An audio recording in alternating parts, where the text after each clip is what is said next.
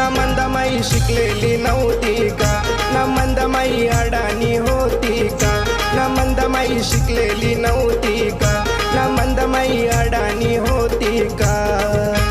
पालघरचे स्टेशनापासून पाचबत्तीचे नाक्यापर्यंत संगतीला माये येन काय गो मंदा.